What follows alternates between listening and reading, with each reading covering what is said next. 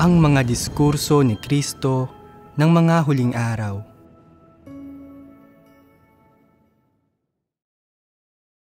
Upang matupad ng maayos ang tungkulin ng isang tao, pag-unawa sa katotohanan ang pinakamahalaga. Kasunod, magbahaginan tayo sa kakayahan ng mga tao.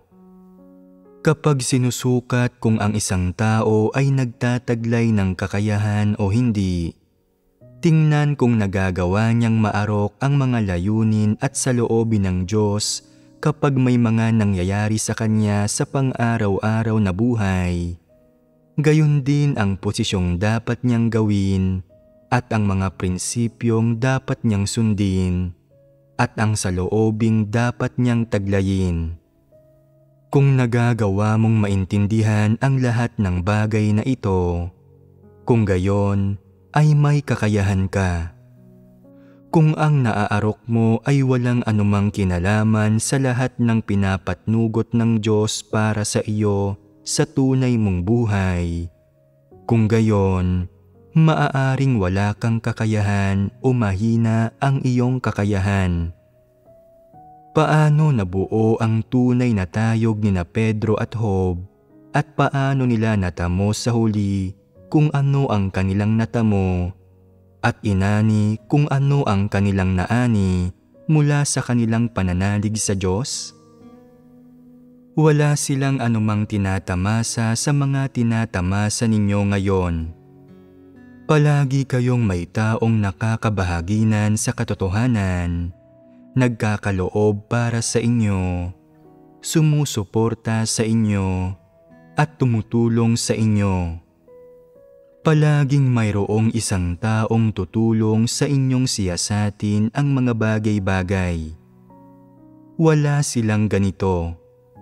Karamihan sa mga naunawaan nilang katotohanan ay natamo mula sa kung anong napagtanto nila, kung anong naranasan nila, kung ano ang unti-unting naisip nila at napagdaanan sa kanilang pang-araw-araw na buhay. Ito ang ibig sabihin ng pagkakaroon ng mataas na kakayahan. Kung hindi nagtataglay ang mga tao ng gayong kakayahan at wala sila ng ganitong uri ng saloobin sa katotohanan at kaligtasan, hindi nila hahanapin ang katotohanan ni magiging masigasig sa pagsasagawa ng katotohanan sa lahat ng bagay. Dahil dito, hindi nila nagawang makamit ang katotohanan. Pagkatapos marinig ang mga kwento ni Job at Pedro, karamihan ng mga tao ay kinaiinggitan sila. Gayunpaman, pagkatapos silang kainggitan ng mga tao ng ilang panahon, hindi sineseryoso ng mga ito ang usapin. Ang pakiramdam nila ay kaya rin nilang sabihin ang mga klasikong salita ni Job at Pedro kapag may mga nangyayari sa kanila, kaya iniisip nilang simple lang ang mga bagay na ito. Sa ating pagsasaalang-alang sa mga ito ngayon, hindi simple ang mga bagay na ito. Sa Bagong Tipan, bukod sa 4 na ebanghelyo, ang mga liham ni Pablo ang umuokupa ng pinakamalaking espasyo. Sa kaparehong panahon, marahil ay parehong gawain ang ginawa ni Pablo at Pedro, ngunit lalong mas dakila ang reputasyon ni Pablo kaysa kay Pedro. Ano ang makikita natin sa dalawang sitwasyong ito? Makikita natin ang landas na tinahak ng dalawang lalaking ito. Maraming linya mula sa mga liham ni Pablo ang ginamit bilang mga salawikain ng mga sumunod na henerasyon at ginamit ng lahat ng tao ang mga kilalang kasabihan ni Pablo para udyukan ang kanilang sarili. Dahil dito, nauwi silang lahat sa maling landas at marami ang napunta pa nga sa landas ng mga antikristo. Sa kabaligtaran, bihirang magpakita si Pedro sa publiko. Sa pangkalahatan, wala siyang isinulat na mga aklat. Hindi siya nagpanukala ng malalalim at matatalinghagang doktrina. At hindi siya nagbigay ng mga mabulaklak na slogan o mga teorya para turuan at tulungan ang mga kapatid sa panahong iyon. Ni hindi siya nagbigay ng mga matatayog na teorya para impluwensyahan ang mga henerasyon sa hinaharap. Hinangad lang niya na mahalin at palugurin ang Diyos sa isang praktikal at matatag na pamamaraan. Ito ang pagkakaiba sa mga landas na tinahak nilang dalawa. Sa huli, tinahak ni Pablo ang landas ng mga antikristo at napahamak, habang tinahak ni Pedro ang landas ng paghahangad sa katotohanan at pagmamahal sa Diyos, at nagawa siyang perpekto. Sa pagsasaalang-alang sa mga landas na tinahak nila, makikita mo kung anong uri ng mga tao ang nais ng Diyos, anong uri ng mga tao ang ayaw ng Diyos, ang mga paghahayag at pagpapamalas ng mga tao na inaayawan ng Diyos, anong uri ng landas ang tinatahak ng mga taong ito, anong uri ng relasyon ang mayroon sila sa Diyos, at sa anong mga bagay sila masigasig. Masasabi ba ninyong may kakayahan si Pablo? Sa anong klase nabibilang ang kakayahan ni Pablo? Ito ay napakabuti. Nakapakinig na kayo ng napakaraming sermon, ngunit hindi pa rin kayo nakakaunawa. Maituturing bang napakabuti ng kakayahan ni Pablo? Hindi, ito ay mahina. Bakit mahina ang kakayahan ni Pablo? Hindi niya kilala ang kanyang sarili at hindi niya nauunawaan ang mga salita ng Diyos. Ito ay dahil hindi niya nauunawaan ang katotohanan.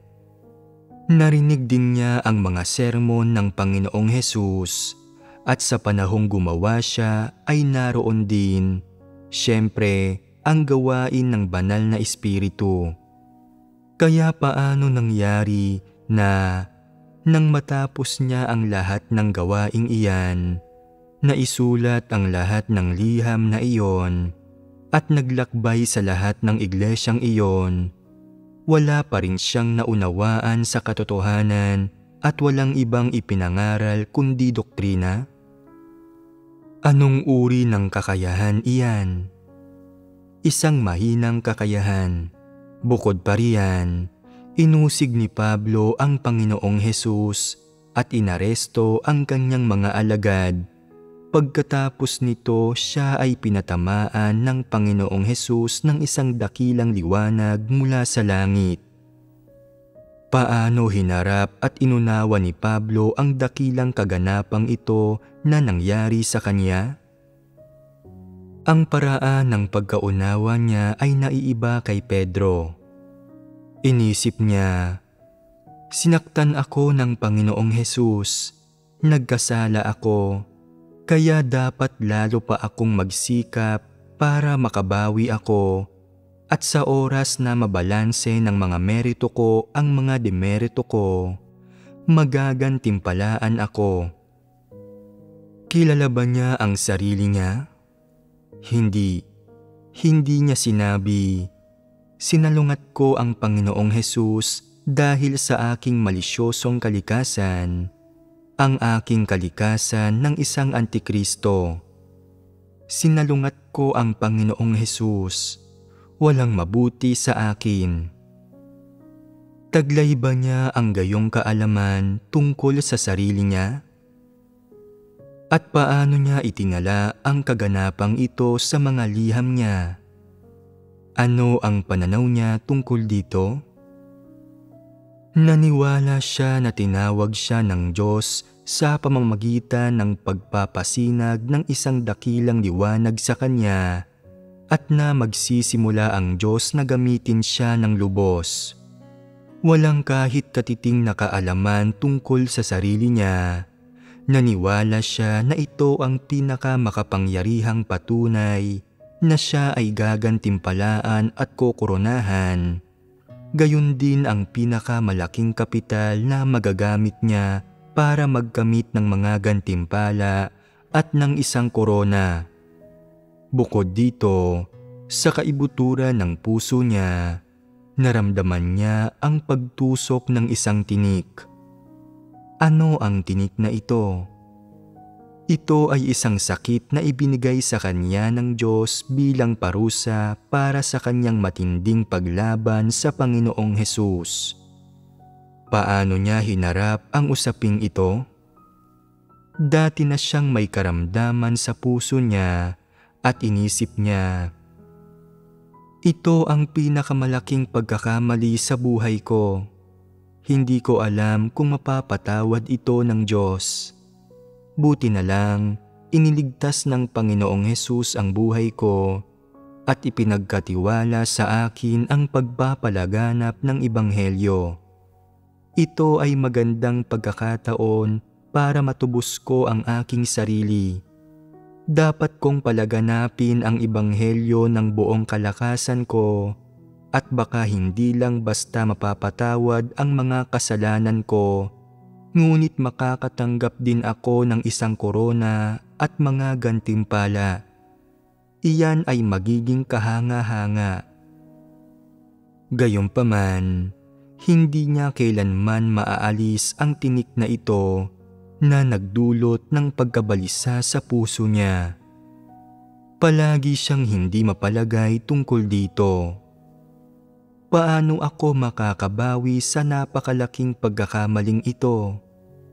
Paano ko ito mabubura para hindi ito makaapekto sa mga inaasam ko o sa korona na inaasahan kong matanggap? Dapat dagdagan ko pa ang mga gawain ko para sa Panginoon, magbayad ng mas malaking halaga, magsulat ng mas maraming liham, at gumugol ng mas maraming oras sa pag-iikot, pakikipaglaban kay Satanas, at pagbibigay ng magandang patotoo.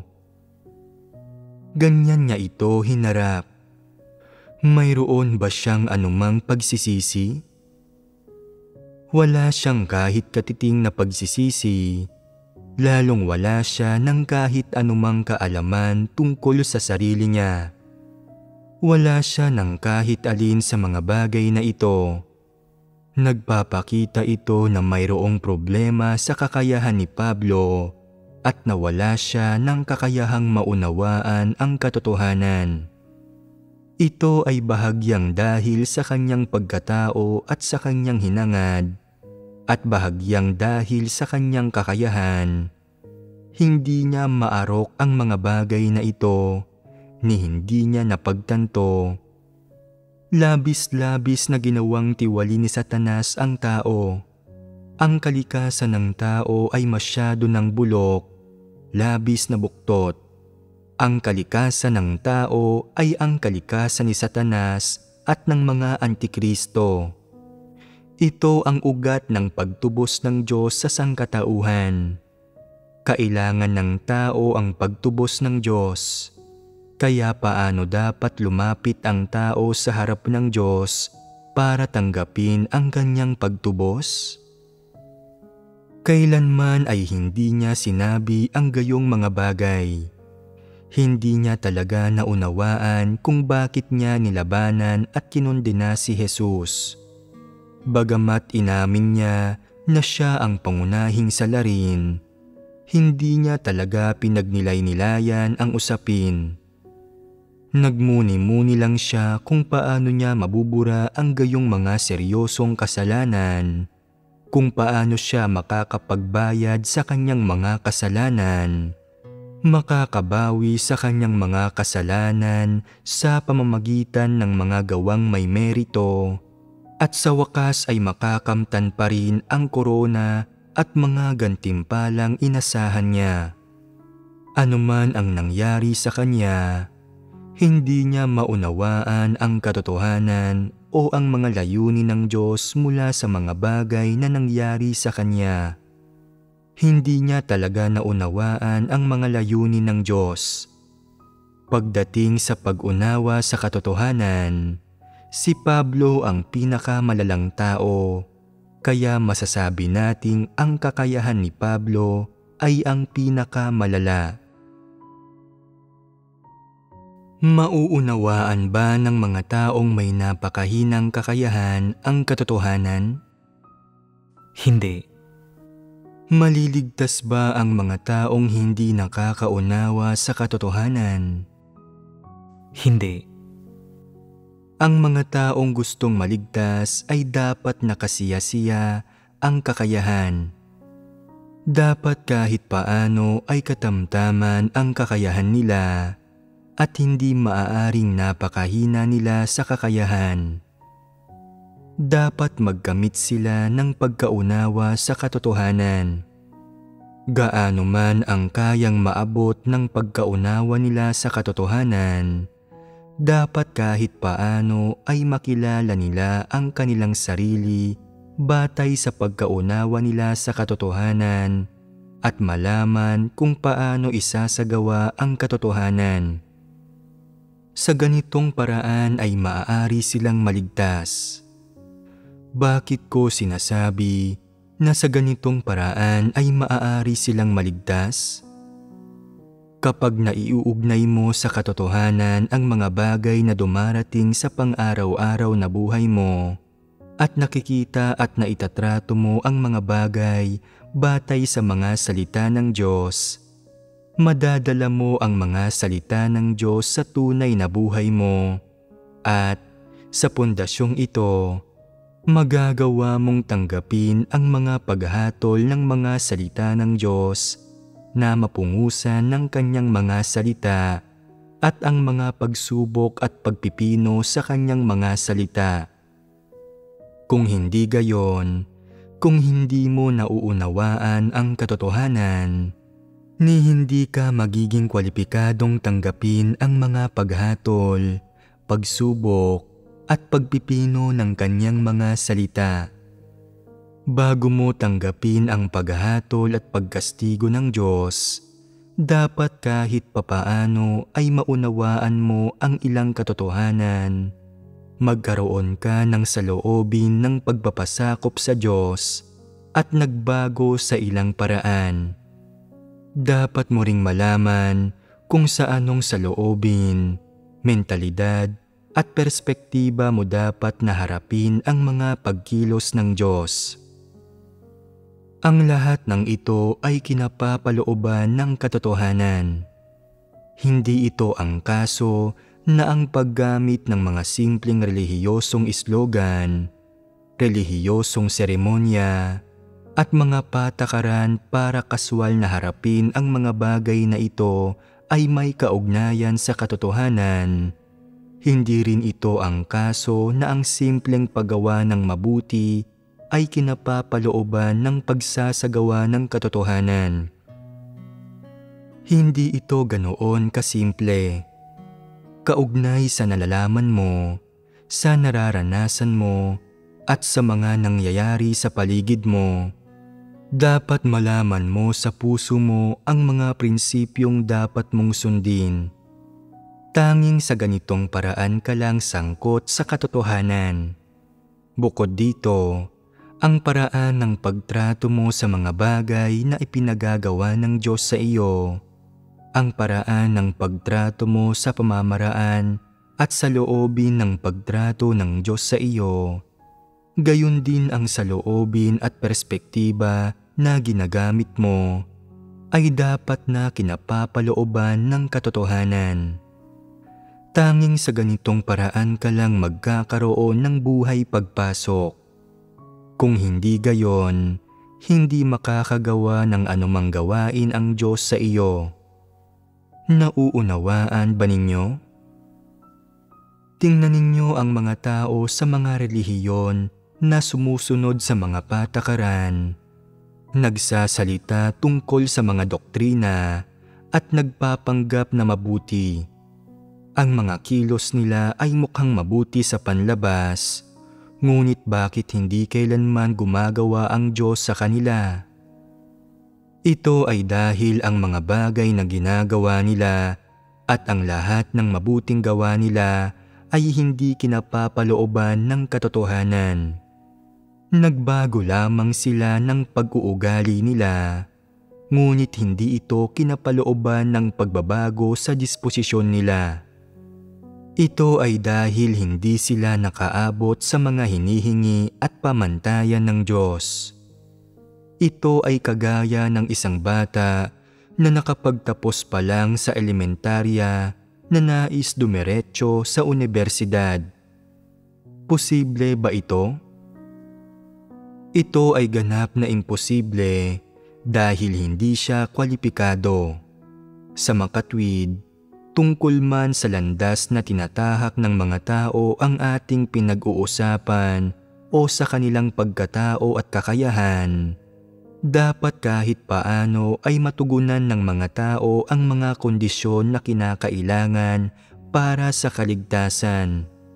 Partikular, dapat nilang maunawaan ang katotohanan, iwaksi ang kanilang mga tiwaling disposisyon, at magawang tunay na magpasakop sa Diyos. Paano natin sinusukat ang kakayahan ng mga tao? Ang angkop na paraan para gawin ito ay sa pamamagitan ng pagtingin sa saloobin nila sa katotohanan at kung kaya nilang maunawaan ang katotohanan o hindi. Kaya ng ilang tao na napakabilis na matuto ng ilang kasanayan, ngunit kapag naririnig nila ang katotohanan, ay naguguluhan sila at inaantok sila. Sa puso nila, nalilito sila, walang pumapasok sa naririnig nila at hindi rin nila nauunawaan ang naririnig nila. Iyan ang mahinang kakayahan. Sa ilang tao, kapag sinabi mong mahina ang kakayahan nila, hindi sila sumasang-ayon. Iniisip nila na ang pagiging mataas ang pinag-aralan at marunong ay nangangahulugang mabuti ang kakayahan nila. Ang isang mabuting edukasyon ba ay nagpapakita ng mataas na kakayahan? Hindi. Paano dapat sukatin ang kakayahan ng mga tao? Dapat itong sukatin batay sa antas ng pagkaarok nila sa mga salita ng Diyos at sa katotohanan. Ito ang pinakawastong paraan ng paggawa nito.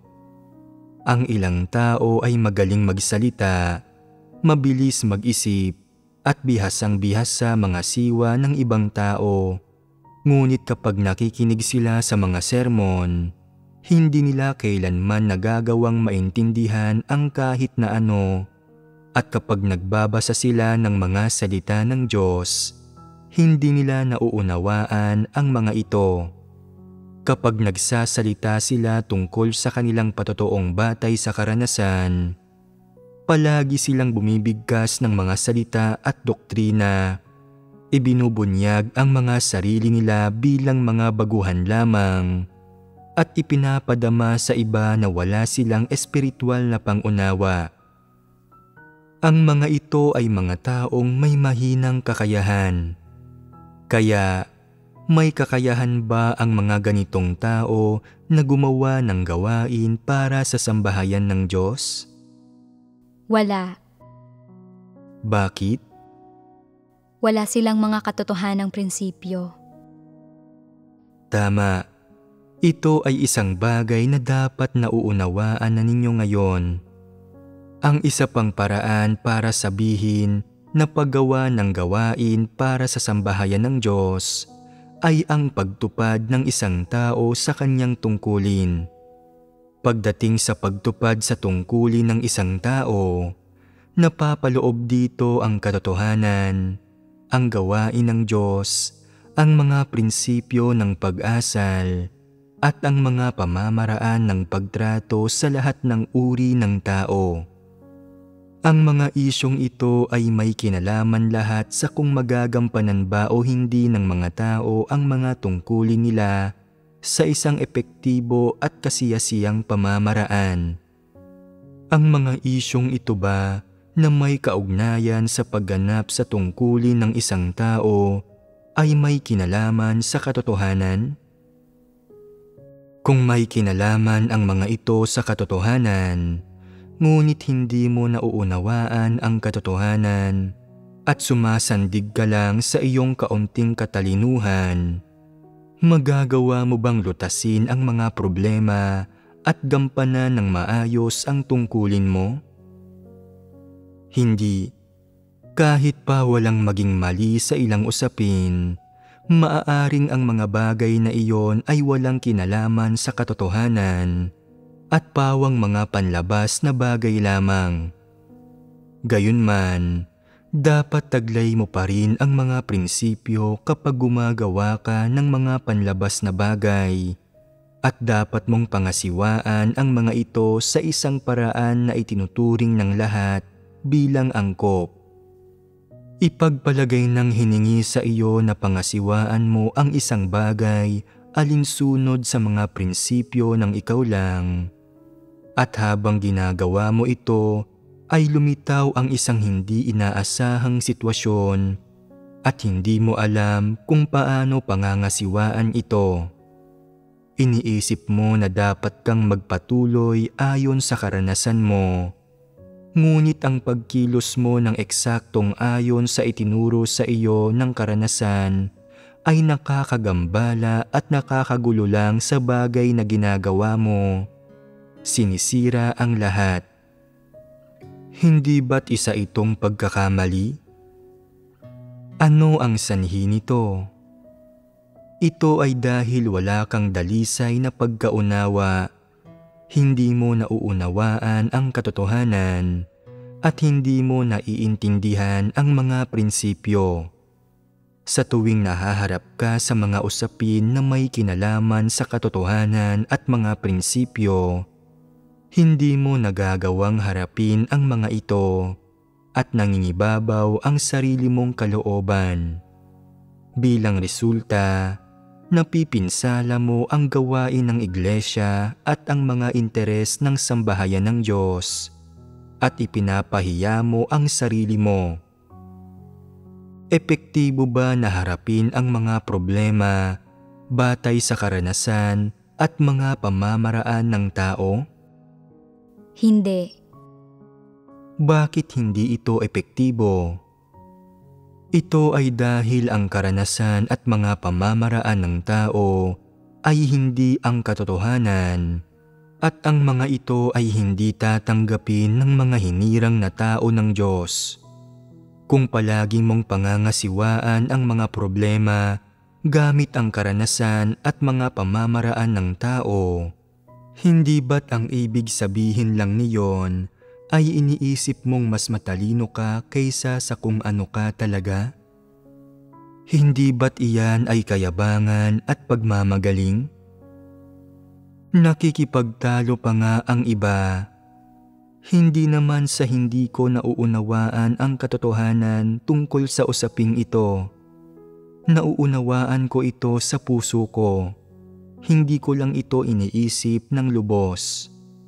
Kung dadagdagan ko ang pagsisikap ko at mas maingat kong pag-iisipan ang usapin, maayos ko itong mapangangasiwaan.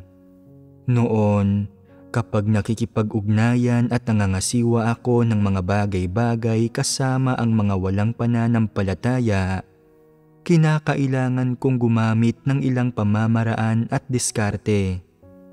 Gayunman, hindi pinapayagan ng sambahayan ng Diyos ang ganitong mga paraan, kaya hindi ko alam kung ano ang dapat kong gawin. Hinarap ko lang ang usapin sa sarili kong paraan, kaya hindi kataka-taka na may nagawa akong maliit na pagkakamali. Kilala ba ng mga taong ito ang sarili nila? Hindi.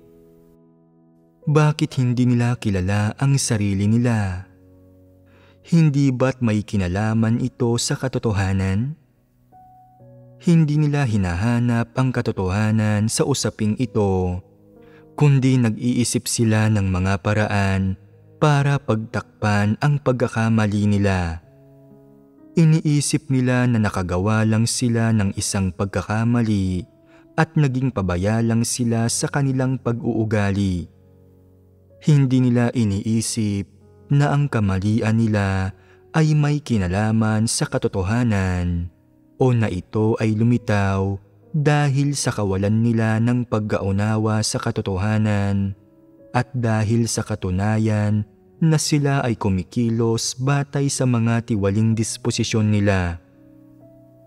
Ito ang ibig sabihin ng maging mahina ang kakayahan.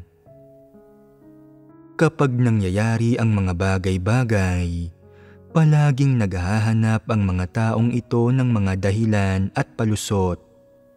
Iniisip nila na nakagawa lang sila ng isang pagkakamali. Sa unang reaksyon nila, hindi nila alam na dapat nilang hanapin ang katotohanan. Sa pangalawang reaksyon nila, hindi pa rin nila alam na dapat nilang hanapin ang katotohanan.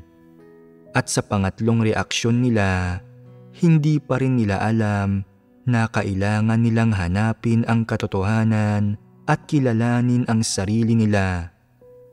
Ito ang ibig sabihin ng magkaroon ng napakahinang kakayahan.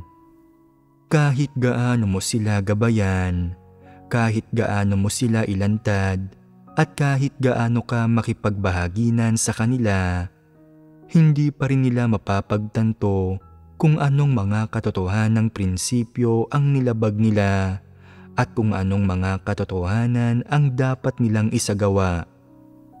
Kahit gaano mo sila gabayan, hindi sila kailanman magkakaroon ng kamalayan sa mga bagay na ito. Kahit ang pinakamaliit na kakayahang maunawaan ang katotohanan, ay wala sila. Ito ang ibig sabihin ng maging mahina ang kakayahan. Kahit gaano kalinaw ka pang magbahagi tungkol sa katotohanan, hindi nila mapapagtanto na ito ang katotohanan. Gagamitin nila ang mga sarili nilang dahilan at palusot o sasabihin nilang ito ay isa lang pagkakamali o isang kamalian upang mapagtakpan ang mga katunayan. Hindi nila aaminin kahit bahagya na nilabag nila ang katotohanan o na ipinakita nila ang mga tiwaling disposisyon nila. Kahit ano pa ang mga pagkakamaling ginawa nila, kahit ano pang mga tiwaling disposisyon ang ipinakita nila, o kahit gaano pa karaming tiwaling kalagayan ang nabuo nila, hindi nila mapapagtanto kahit kailan kung ano ba talaga ang mga tiwaling disposisyon na ipinakita nila, lalo na kung ano ang tiwaling diwa nila. Hindi rin nila alam kung paano hahanapin ang katotohanan o paano kikilalanin ang sarili nila sa usaping ito. Wala silang alam sa mga bagay na ito. Manhid ang kanilang espiritu at wala silang kahit katiting na pakiramdam sa mga bagay na ito. Ito ay pagpapamalas ng mahinang kakayahan. Gumamit tayo ng ilang halimbawa upang magbahagi na ng kaunti tungkol sa kung paano susukatin ang kakayahan ng isang tao. Halimbawa, sinabi ko na ang ilang tao ay nagpapaliban at pabasta-bastang ginagawa ang mga bagay-bagay.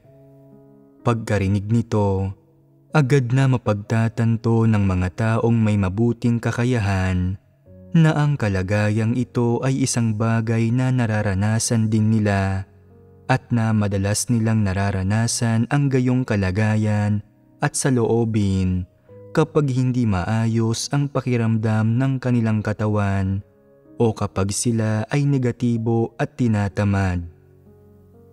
Dagdag pa rito, papasok sa isipan nila ang ilang panahon na ipinagpaliban nila ang isang bagay o nakumilos sila ng pabasta-basta sa ilang gawain.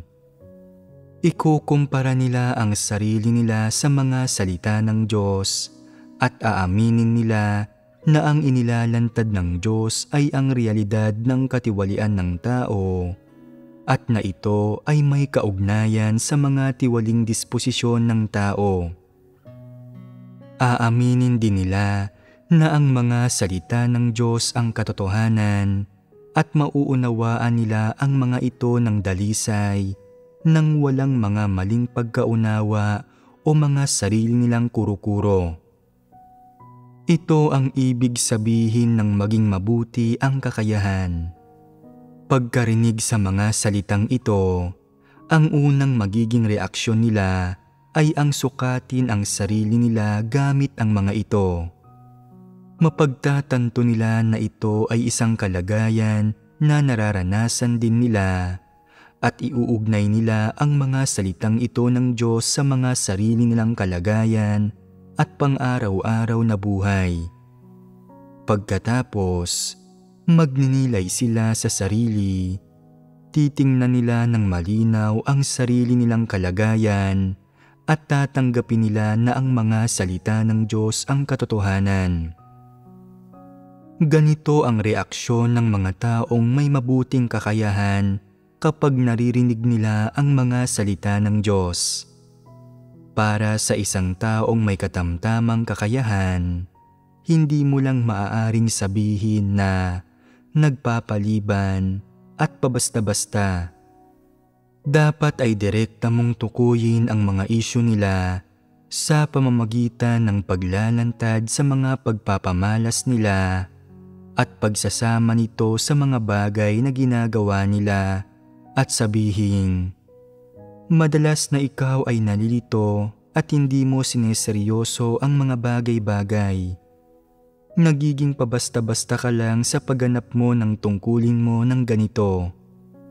Paanong hindi mo ito namamalayan?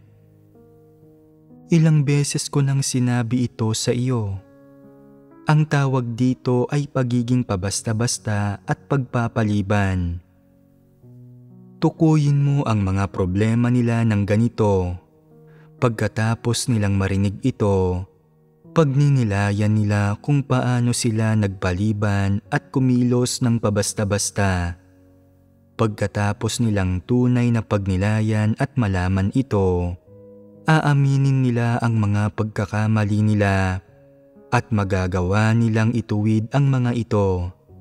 Gayunman, ang nakikilala nila ay isang permanenteng bagay, isang permanenteng kalagayan. Matatanggap at maaamin lang nila ang sinasabi mo kung ito ay tumutugma sa mga sarili nilang imahinasyon. Ito ang tinatawag natin na katamtamang kakayahan.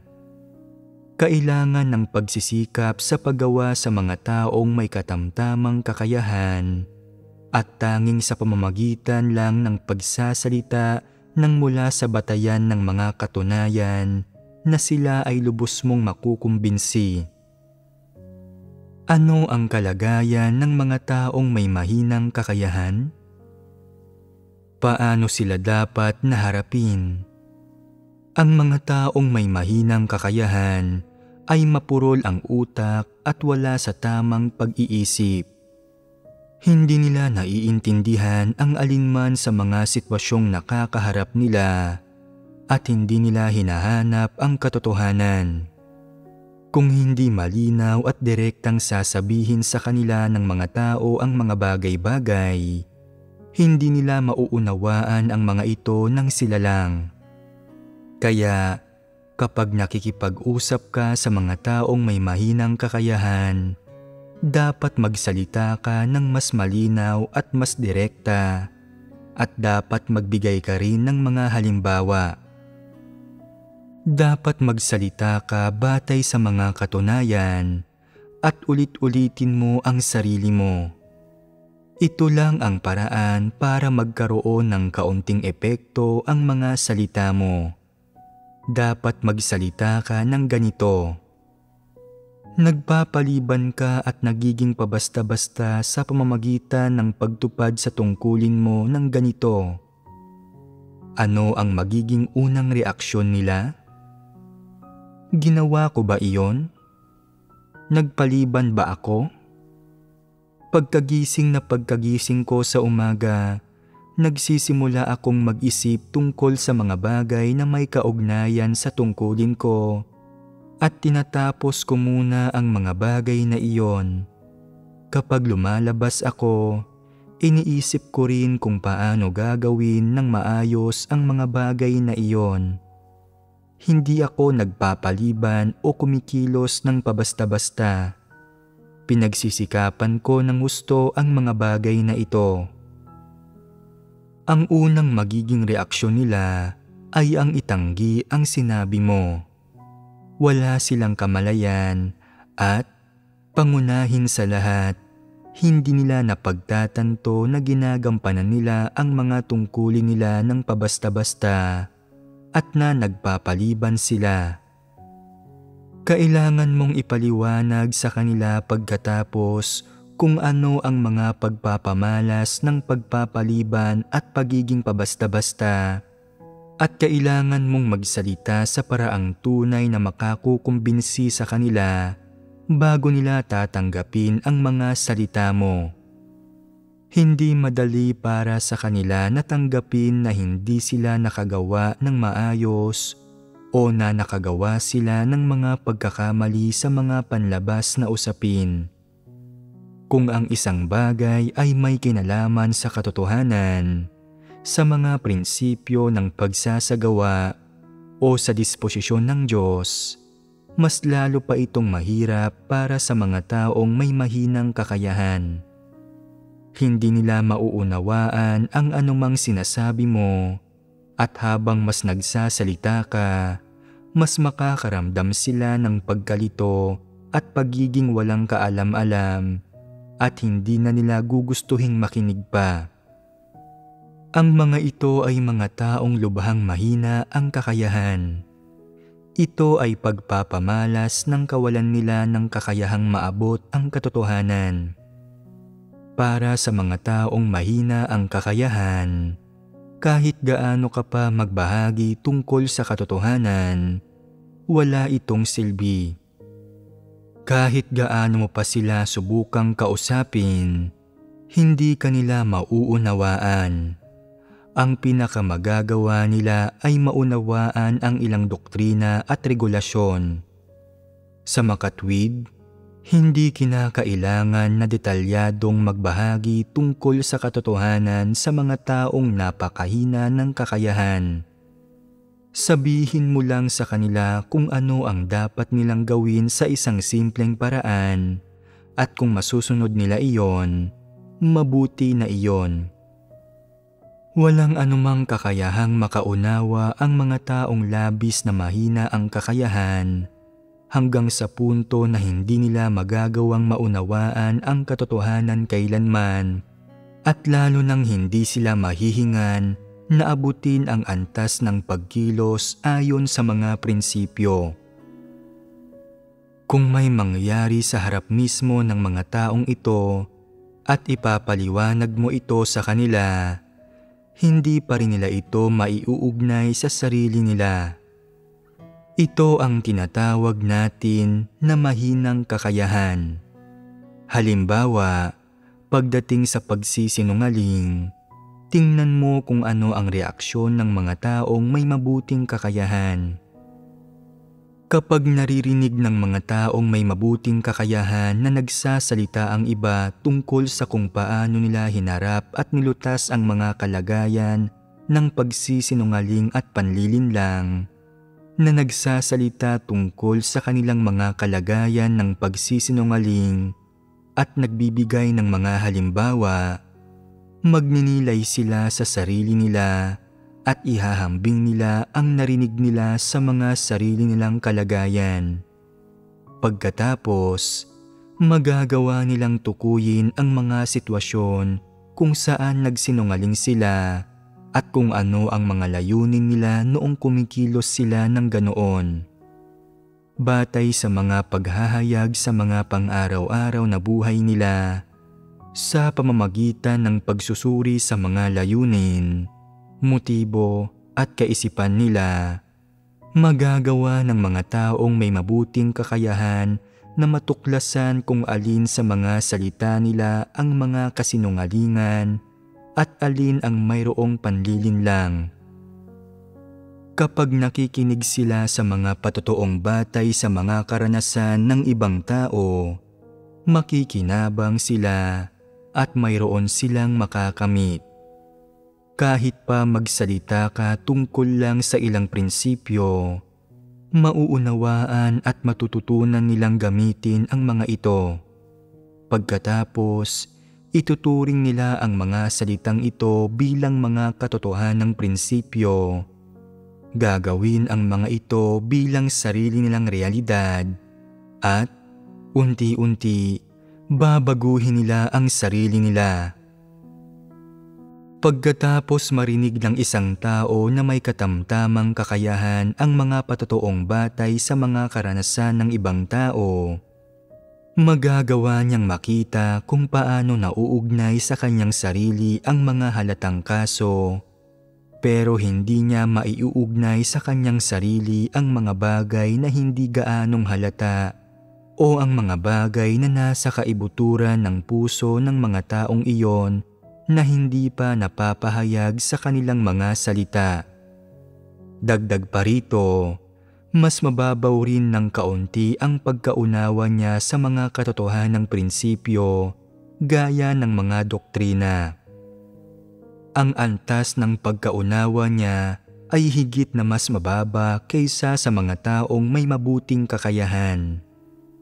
Para naman sa mga taong mahina ang kakayahan, kapag nakikinig sila sa mga patotoo ng iba, kahit gaano pa kaingat na suriin ng mga taong iyon kung aling mga bagay ang kasinungalingan at mga walang kabuluhang salita at kung aling mga bagay ang mga mapanlinlang na kalagayan, hindi nila ito magagawang iugnay sa sarili nila at hindi nila magagawang pagnilayan o kilalanin ang sarili nila.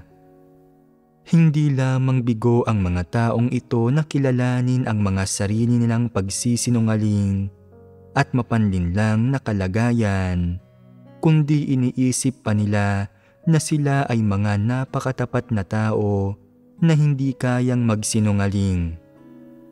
Kahit pa magsinungaling ang iba at linlangin sila, hindi nila ito makikilatis at madali silang maloloko. Lalo nang mas hindi nila kayang maunawaan ang mga katotohanang prinsipyo na ibinabahagi ng iba. Wala silang kahit nakatiting na kakayahang makaunawa. Ito ay pagpapamalas ng mahinang kakayahan. Sa mga taong may tatlong uri ng kakayahan na kababanggit lang natin, alin sa kanila ang makakapagsakatuparan ng pagbabago sa disposisyon? Aling uri ng tao ang makakapasok sa katotohanang realidad? Makakapasok sa katotohanang realidad ng mas mabilis at mas malalim ang mga taong may mabuting kakayahan. Ang mga taong may katamtamang kakayahan ay makakapasok ng mas mabagal at mas mababaw. Hindi man lang makakapasok ang mga taong may mahinang kakayahan. Ito ang pagkakaiba. Nakikita mo ba kung paano nagkakaiba ang mga tao sa isa't isa? Ano ang mga pagkakaiba nila? Makikita ang mga pagkakaiba nila sa kakayahan nila at sa saloobin nila sa katotohanan. Mabilis na makapapasok sa katotohanang realidad at magkakamit ng buhay ang mga taong nagmamahal sa katotohanan at may mabuting kakayahan. Matigas ang ulo at manhid ang mga taong may katamtamang kakayahan. Ang pagpasok nila sa katotohanan ay mabagal at ang paglago ng buhay nila ay mabagal din. Ang mga taong may mahinang kakayahan ay hindi lamang hangal at mayabang, kundi sila rin ay estupido na ang mga mukha ay walang emosyon at walang buhay. Manhid ang kanilang espiritu, mabagal ang kanilang reaksyon, at mabagal silang makaarok sa katotohanan. Ang gayong mga tao ay walang buhay dahil hindi nila nauunawaan ang katotohanan at wala silang ginagawa kundi magsalita ng tungkol sa mga doktrina, sumigaw ng mga slogan at sumunod sa mga regulasyon. Dahil hindi nila nauunawaan ang katotohanan, hindi sila makapapasok sa katotohanang realidad. May buhay ba ang mga taong hindi makapapasok sa katotohanang realidad? Wala silang buhay. Kapag may nangyayari sa mga taong walang buhay, sinusunod nila ang sarili nilang kalooban at pikit mata silang kumikilos, lumilihis sa isang direksyon minsan, at sa ibang direksyon naman sa ibang pagkakataon. Walang tiyak na landas ng pagsasagawa at palagi silang nag-aalangan at kaawa-awa. Kahabag-habag silang pagmasdan. Sa mga nakalipas na taon, madalas kong naririnig na sinasabi ng ilang tao na hindi nila alam ang gagawin kapag may nangyayari sa kanila. Paanong iyan pa rin ang sitwasyon pagkatapos nilang makapakinig ng napakaraming sermon? Ang mga pagpapahayag nila ay nagpapakita na hindi talaga nila alam ang gagawin nila. Ang mga mukha nila ay walang emosyon at walang buhay. Sinasabi ng ilang tao, "Paano ako matatawag na manhid? Napaka-sensitibo ko sa kung ano ang popular sa mundo. Alam ko kung paano gamitin ang lahat ng uri ng computer, cellphone, at game console. Wala kayong alam at hindi niyo alam kung paano gamitin ang mga ito. Paanong napakahina ng kakayahan ninyo?" Ngunit ang kaunting katalinuhan nila ay isa lamang kasanayan, kaunting karunungan. Hindi ito maituturing na kakayahan. Kung hihingin mo sa kanila na makinig sa sermon o na magbahagi tungkol sa katotohanan, ang mga taong ito ay nabubunyag. Sa kanilang espiritu, sila ay napakamanhid. Gaano sila kamanhid? Maraming taon na silang nananampalataya sa Diyos, ngunit hindi pa rin sila nakatitiyak kung maliligtas ba sila at hindi nila ito masukat at hindi rin malinaw sa kanila kung anong uri ng tao sila. Kung tatanungin mo sila kung ano ang palagay nila sa kakayahan nila, sasabihin nila, "Ang kakayahan ko ay mas mababa ng kaunti kaysa sa mabuting kakayahan, ngunit higit na mas mabuti kaysa sa katamtamang kakayahan." Ipinapakita niyan kung gaano kahina ang kakayahan nila. Hindi ba't medyo kahangalan ito? Ang mga taong may napakahinang kakayahan ay nagbubunyag ng ganitong uri ng kahangalan. Ano pa man ito, kung ang isang bagay ay may kinalaman sa katotohanan o sa mga prinsipyo, wala silang maiintindihan dito at hindi nila maaabot ang antas na ito. Ito ang ibig sabihin ng maging mahina ang kakayahan. Ngayong nagbahagi na tayo sa mga bagay na ito, masusukat na ba ninyo kung ano ang mabuting kakayahan at kung ano ang mahinang kakayahan? Kung kaya ninyong maunawaan kung ano ang mabuting kakayahan at kung ano ang mahinang kakayahan, at malinaw na makita ang sarili ninyong kakayahan at ang inyong kalikasang diwa, makakatulong ito para makilala ninyo ang inyong sarili. Sa oras na mayroon na kayong malinaw na ideya sa posisyon ninyo, magkakaroon na kayo ng kaunting katwiran at malalaman na ninyo ang sarili ninyong sukat. Hindi kayo madaling yayabang at mas magiging matatag at panatag kayo kapag gumagawa kayo ng inyong tungkulin. Hindi magiging masyadong mataas ang inyong ambisyon at magagawa ninyong gampanan ang inyong gawain. Kapag hindi kilala ng mga tao ang sarili nila, nagdudulot ito ng maraming gulo. Anong uri ng gulo? Kahit na ang kakayahan nila ay malinaw na katamtaman lamang, palagi nilang iniisip na mayroon silang mabuting kakayahan, mas mabuti kaysa sa iba. Palaging mayroong mga udyok sa puso nila at palagi nilang nais na maglingkod bilang mga lider at mamuno sa iba. Palaging mayroong gayong mga bagay sa puso nila, kaya makakaapekto ba ito sa pagganap nila sa mga tungkulin nila?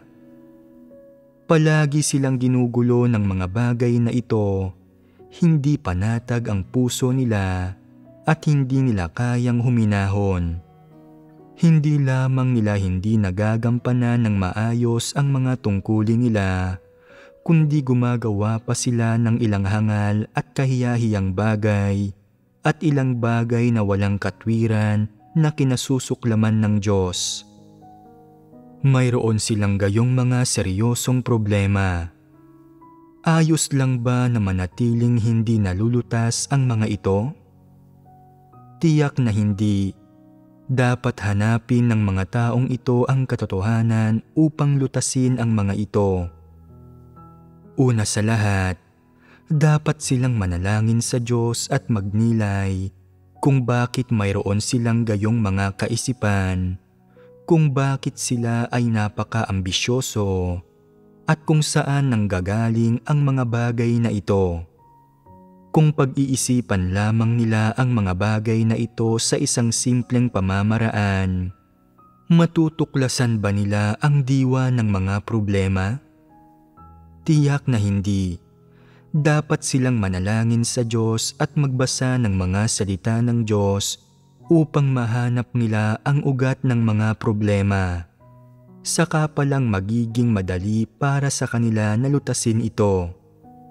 Ang mga ambisyon at pagnanais nila ay maaalis lamang kapag nalutas na nila ang mga tiwaling disposisyon nila. Sa ganitong paraan, magagawa nilang gampanan ang mga tungkulin nila sa isang praktikal na pamamaraan at mas lalo silang magiging masunurin. Hindi na sila masyadong magyayabang, maniniwala na mas mabuti sila kaysa sa lahat, o kikilos ng may pagmamataas at hindi nila mararamdaman na naiiba sila sa iba. Hindi na sila gagambalain ng mga tiwaling disposisyong ito at higit silang gugulang. Kahit papaano man lang, magtataglay sila ng marangal at matuwid na kagandahang asal ng isang banal. Tanging sa ganitong paraan lang sila makakatiyak na mabubuhay sila sa harap ng Diyos. Kapag nananampalataya sa Diyos ang mga tao at pumupunta sila sa sambahayan ng Diyos, dapat man lang ay nagtataglay sila ng konsensya at katwiran upang matanggap nila ang katotohanan. Kung gaya sila ng mga walang pananampalataya, gaya ng maiilap na mababangis na hayop, hindi nila magagawang lumapit sa harap ng Diyos. Sinasabi ng ilang tao, ano ba ang napakahirap sa paglapit sa harap ng Diyos? Madalas akong lumalapit sa harap ng Diyos. Hindi isang simpleng bagay ang lumapit sa harap ng Diyos. Dapat mayroon kang tamang saloobin at pusong nagpapasakop sa Diyos upang tanggapin ka ng Diyos. Kung ang mga taong gaya ng mga hayop ay lumalapit sa harap ng Diyos, tiyak na kapopuotan at kamumuhian sila ng Diyos. Sa makatwid, ang paglapit sa harap ng Diyos ay hindi isang bagay na maaaring matupad sa pamamagitan ng pangangarap ng gising ng mga tao.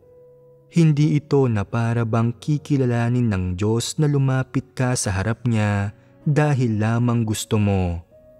Ang karapatang magdesisyon sa usaping ito ay nasa mga kamay ng Diyos. Makalalapit ka lang sa harap ng Diyos kapag kinilala ka ng Diyos. Tanging kapag mayroon kang mga tamang layunin, kapag hinahanap mo ang katotohanan at madalas kang nananalangin sa Diyos, na matatanggap mo ang kaliwanagan ng banal na Espiritu. Saka pa lang na tunay kang nakalapit sa harap ng Diyos. Kung sinasabi ng Diyos na ikaw ay isang ignoranteng karaniwang tao, isang mailap na mabangis na hayop, bibigyan ka ba ng pansin ng Diyos? Hindi ka bibigyan ng pansin ng Diyos. Bibigyan ka lamang niya ng mga bagay na mabababaw, gaya ng kaunting biyaya at ng ilang pagpapala. Sa totoong kahulugan, hindi mo man lang magagawang tunay na maging malapit sa Diyos o lumapit sa harap niya. Kaya, bago ka kilalanin ng Diyos bilang isang tagasunod niya, kailangan mo munang gumawa ng ilang pagbabago upang marating mo ang punto kung saan kinikilala ka ng Diyos bilang isang miyembro ng kanyang sambahayan. Saka palang nasisimulan ng Diyos na subukin ang tungkulin mo at subukin ang bawat salita at gawa mo, ang bawat kaisipan at ideya mo. Saka palang na magsisimula ang Diyos na gumawa sa iyo. Bago pumasok sa pintuan ng sambahayan ng Diyos, ang ilang pag-uugali at pagpapamalas ng mga tao, ang mga paghahayag ng kanilang pagkatao, ang kanilang mga pagsasagawa, ang kanilang mga kaisipan at ideya, at ang kanilang mga saloobin sa Diyos ay kamuhi-muhi at kasuklam-suklam sa Diyos. Kukunin ba ng Diyos ang mga kamay ng mga taong para sa Kanya ay kamuhi-muhi at nakapandidiri?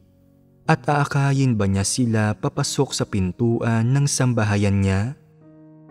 Hindi niya gagawin ito. Kung gayon, bakit nakakaramdam ng labis na kasiyahan at kagalakan ang ilang taong gaya nito?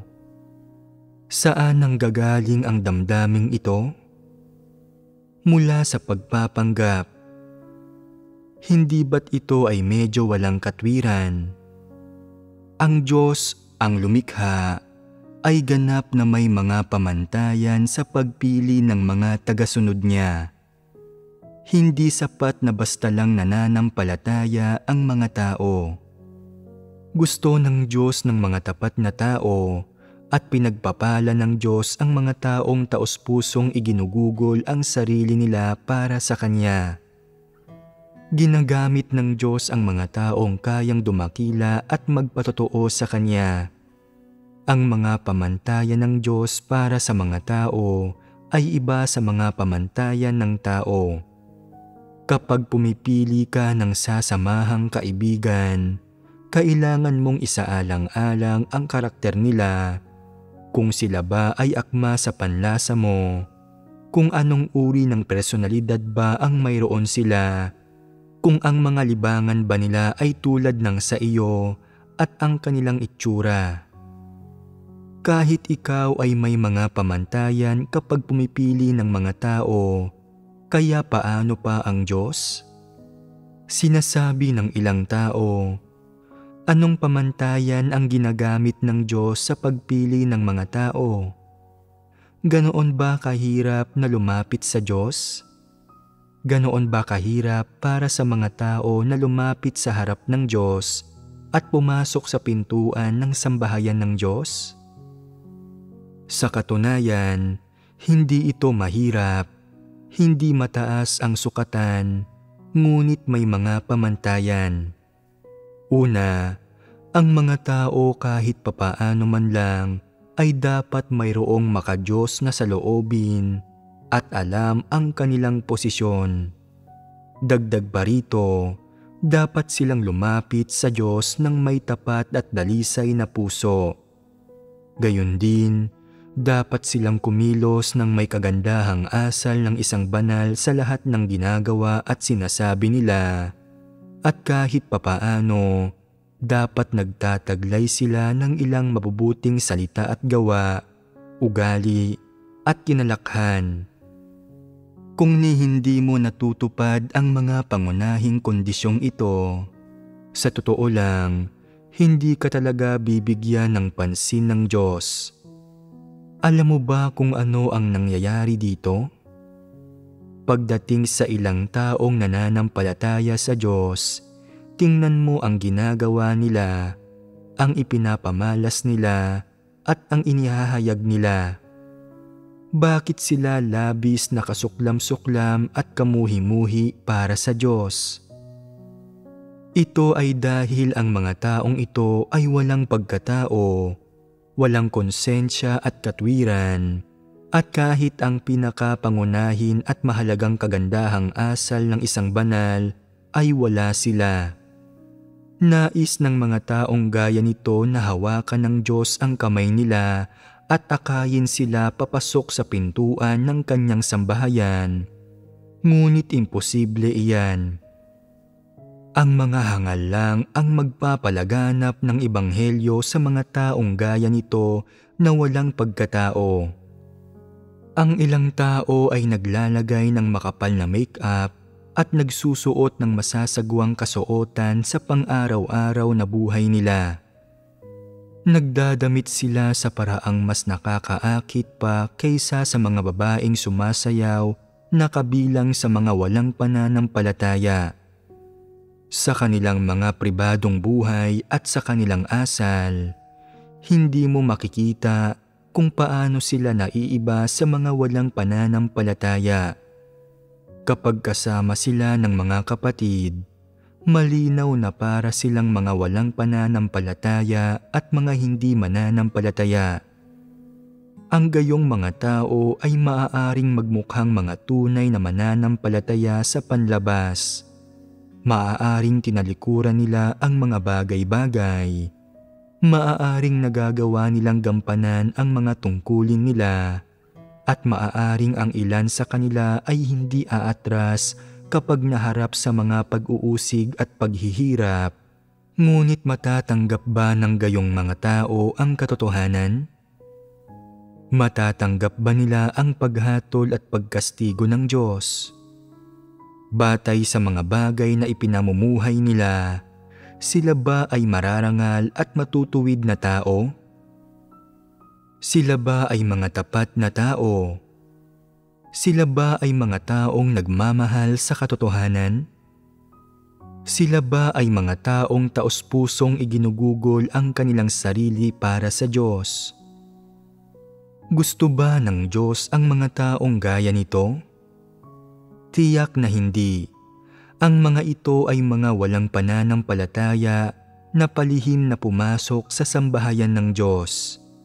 Nasa labas sila ng pintuan ng sambahayan ng Diyos at hindi pa nakakadaan. Ang mga bagay na ginagawa nila para sa sambahayan ng Diyos ay tulong at pagpapakapagod. Sila ay mga kaibigan ng iglesia, ngunit hindi bahagi ng sambahayan ng Diyos. Hindi gusto ng Diyos ang mga walang pananampalataya o ang mababangis na hayop. Mayroon ding ilang tao na batay sa maraming taon nila ng pananampalataya sa Diyos, sa kaunting kapital na tinataglay nila at sa mga importanteng tungkulin na nagampanan nila noon, ay agresibong pinasusunod ang iba sa sambahayan ng Diyos, nagnanais na kontrolin ang iglesia at taglayin ang lahat ng autoridad. Ang mga saloobin ng mga taong ito sa Diyos at sa katotohanan ay kamuhi-muhi sa Diyos. Batay sa kanilang diwa at sa mga bagay na nasa kaibuturan ng puso nila, hindi kinikilala ng Diyos ang gayong mga tao bilang mga miyembro ng kanyang sambahayan. Dahil hindi kinikilala ng Diyos ang gayong mga tao bilang mga miyembro ng kanyang sambahayan, bakit sila pinapayagan ng Diyos na gumawa sa kanyang sambahayan? Pinapayagan sila ng Diyos na tumulong o gumawa ng pansamantalang gawain.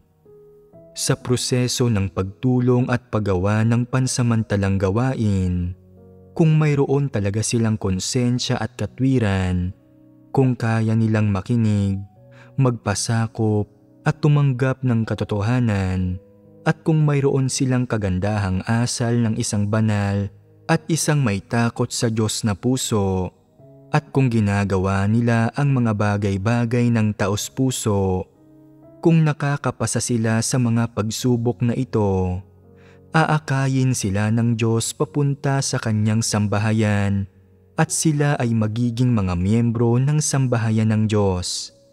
Sa oras na ito, ang gawaing ginagawa nila at ang ipinagkakatiwala ng Diyos sa kanila ay magiging mga tungkulin nila. Ang ginagawa ng mga tao sa labas ng pintuan ng sambahayan ng Diyos ay hindi paggampan sa isang tungkulin. Ito ay paggawa at pagtulong sa sambahayan ng Diyos, at ang mga taong ito ay mga trabahador. Ngayon, masusukat ba ninyo kung kayo ay miyembro ng sambahayan ng Diyos? Kung huhusgahan ninyo sa haba ng panahon na kayo ay nanampalataya sa Diyos, dapat kayo ay miyembro, ngunit ito ba ay tumpak na pamamaraan ng pagsukat? Hindi. Ano ang batayan na dapat ninyong gamitin sa pagsukat? Batay ito sa kung ikaw ay mayroong panloob na reaksyon kapag narinig mo ang katotohanan.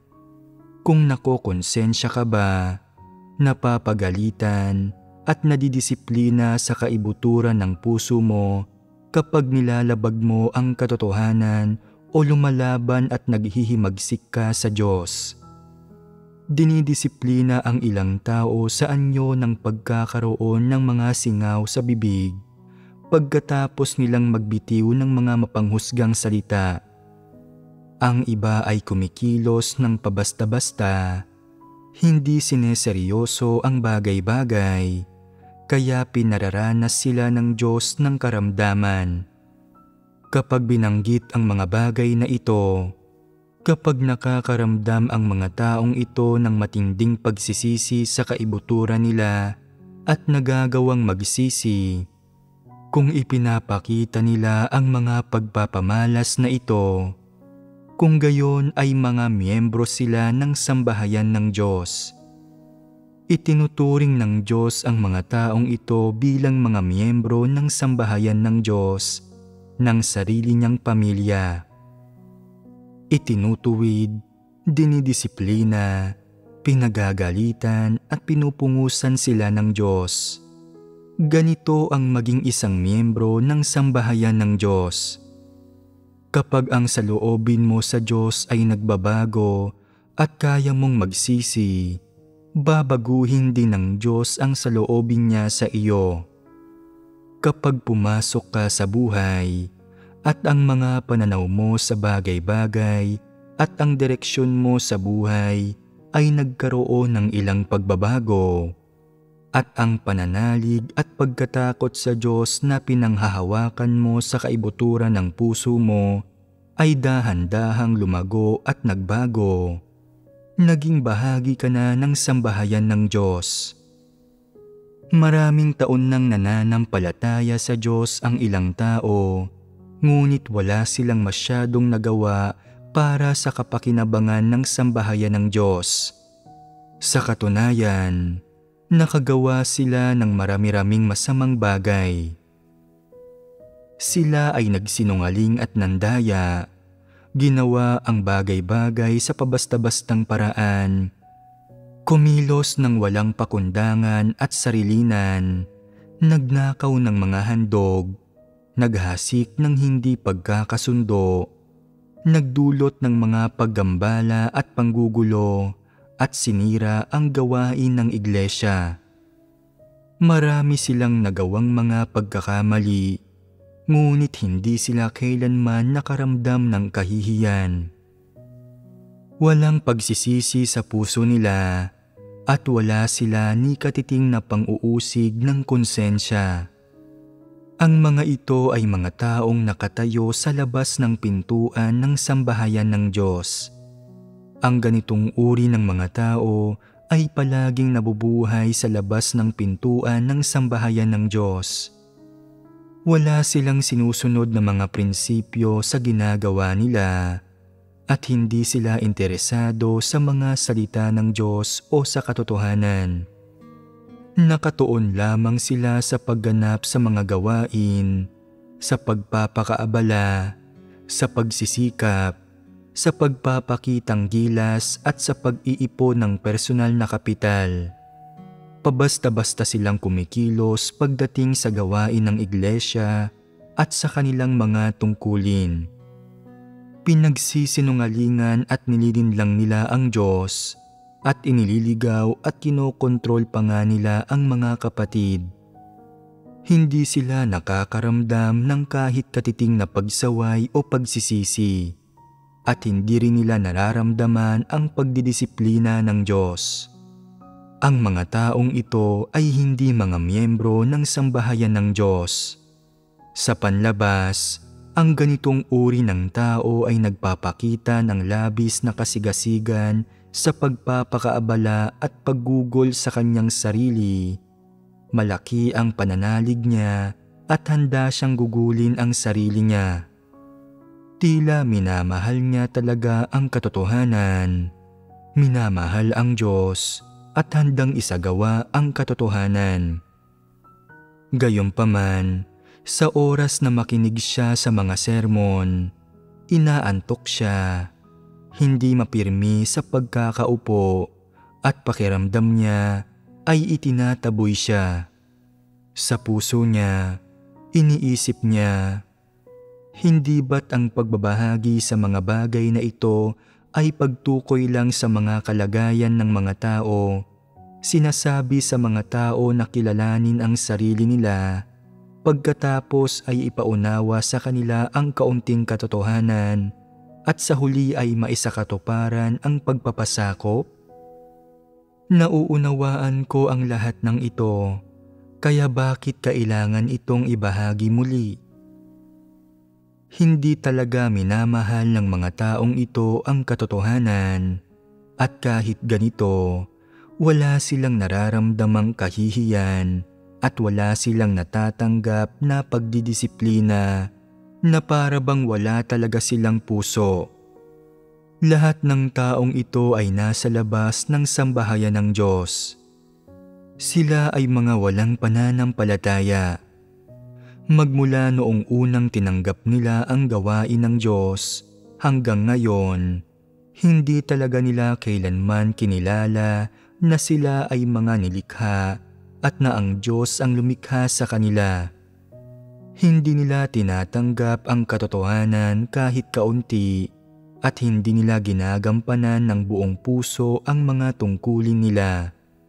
Gayunpaman, dahil mayroon silang kaunting tusong katalinuhan at kaunting kasigasigan, kasama ng ambisyon nila, nakatuon sila sa pagpapakaabala at paggawa ng gawain para makamit ang paghanga ng mga tao. Lahat ay para magkaroon sila ng posisyon sa sambahayan ng Diyos.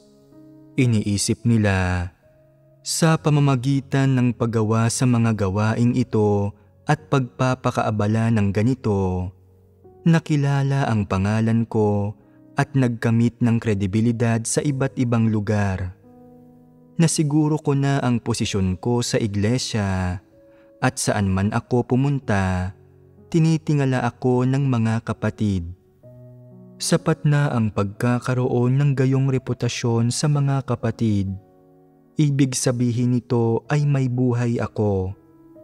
tungkol sa kung paano ito binibigyang definisyon ng Diyos, hindi kailangang maging metikuloso rito. Anong uri ng mga tao ang mga ito? Sa totoo lang, sila ay mga hindi mananampalataya. Ano ang batayan para sabihin ang ganito? Ang batayan ay ang saloobin nila sa katotohanan at sa Diyos. Hindi sila kailanman nagsisi, hindi nila kailanman nakilala ang mga sarili nila, at hindi kailanman nalaman kung paano ang magpasakop sa Diyos. Sa halip, ginagawa nila ang anumang gusto nila, nakikilahok sa personal na pamamahala sa ngalan ng pagganap sa mga tungkulin nila, at binibigyan ng kasiyahan ang mga sarili nilang pagnanasa at kagustuhan. Napakaraming taon na silang nananampalataya sa Diyos at nakapakinig na ng napakaraming sermon, ngunit wala silang konsepto ng katotohanan at wala silang konsepto na ang pananampalataya sa Diyos ay humihingi na isagawa ng isang tao ang katotohanan. Pagkatapos makapakinig sa napakaraming sermon, hindi pa rin nila naunawaan kung tungkol saan talaga ang daan. Sa kaibuturan ng puso nila, hindi nila nararamdaman na ang tao ay lubos na tiwali at nangangailangan ng pagliligtas ng Diyos. Wala rin silang tunay na pagnanais at pananabik sa katotohanan at sa Diyos sa kaibuturan ng puso nila.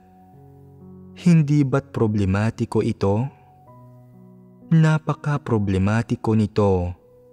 Para sa kanila, ang Diyos, ang katotohanan, at ang kaligtasan ay retorika lang, isang uri lang ng argumento o slogan. Iyan ay napaka-problematiko. Ano ang nakikita ninyo na pinakamalinaw na pagkakaiba ni na Pablo at Pedro? Nagtrabaho si Pablo sa loob ng maraming taon, naglalakbay, ginugugol ang sarili, nagkokontribusyon, at nagtitiis ng maraming pagdurusa, ngunit ang landas na tinahak niya ay hindi kinapalooban ng katotohanan, hindi kinapalooban ng pagpapasakop sa Diyos, hindi kinapalooban ng pagbabagong disposisyonal, at tiyak na hindi kinapalooban ng pagkakaligtas. Sa makatwid, kahit gaano kataas ang reputasyon ni Pablo, kahit gaano naimpluwensyahan ng mga sinulat niya ang mga susunod na henerasyon, hindi siya isang tao na tunay na nagmahal sa Panginoong Hesus. Wala siyang tunay na pangunawa sa Panginoong Hesus. Hindi niya kinilala ang Panginoong Hesus bilang ang nag-iisang tunay na Diyos, kundi kinilala lang niya ang Panginoong Hesus bilang anak ng Diyos, bilang isang ordinaryong tao.